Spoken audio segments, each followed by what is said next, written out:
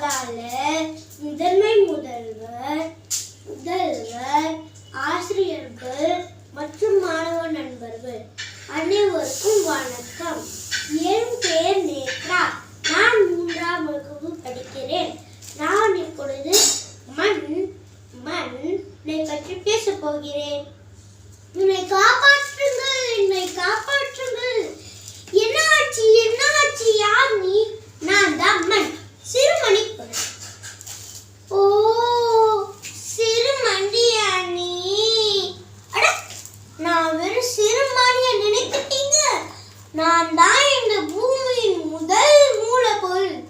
எனக்குள்ள 46% கனிம பொருட்கள், 4% கரிம பொருட்கள், 25% நீர், 25% காற்று, இவையெல்லாம் அடங்கியிருக்கிறது. சரி, முன்னால இந்த பூமிக்கு என்ன பயன் இருக்கு? என்னாலதான் பயிர்கள் எல்லாம் வளர்கிறது, காடுகள் உருவாகிறது. அது மட்டும் இல்லாமல் மருந்துகள் தயாரிக்க, மண்பாண்டங்கள் செய்ய, அழகு சாதனை பொருட்கள் தயாரிக்க நான் பயன்படுகிறேன். என்னால nitrogen, phosphorus, potassium, magnesium, chloride போன்ற பல சத்துக்கள் தாவரங்களுக்கு கிடைக்கிறது. ஓ, உன்னால இந்த பூமிக்கு இவ்வளவு பயன்கள் இருக்கா? இதான் உன்னோட உருவமா? இல்ல, எனக்கு பல வகைகள் இருக்கு. செம்மண், வண்டல் மண், களிமண், கரிசல் மண், சலவை மண் போன்ற பல பெயர்களில் என்னை கூப்பிடுவார்கள்.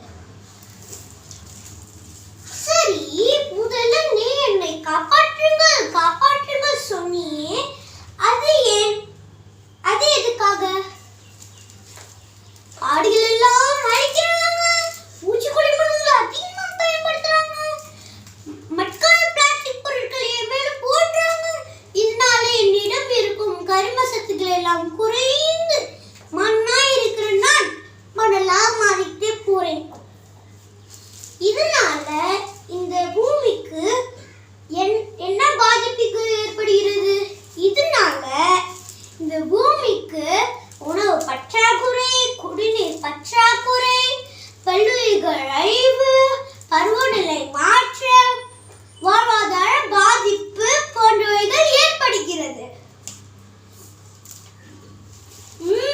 உன்னை பற்றியும் நீ இந்த உலகத்துக்கு எவ்வளவு முக்கியம் என்று நான் நன்கு தெரிந்து கொண்டேன்.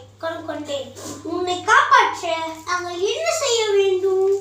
வளமான காடுகளை உருவாக்குங்கள், பூச்சிக்கொல்லி மருந்துகளை அதிகமாக பயன்படுத்தாதீர்கள், மட்காத பிளாஸ்டிக் பொருட்களை பயன்படுத்துவதை நிறுத்துங்கள், இயற்கை உரங்களை பயன்படுத்துங்கள். இவைகளை நீங்கள் கடைபிடித்தால் நான் மீண்டும் வளமான மண்ணாக மாறிவிடுவேன். நிச்சயமாக நாங்கள் இதை நிறைவேற்றுவோம். சூரியனிலிருந்து பிரிந்தது, குளிர்ந்தது, மண் பிறந்தது, நெருப்பை அணைக்கிறது, காற்றில் இடம் தருகிறது, மண் விதையை விருட்சமாக்குகிறது, கரியை வைரமாக்குகிறது, உடல் வளர்க்க மண்ணே உணவளிக்கிறது. மண் என்பது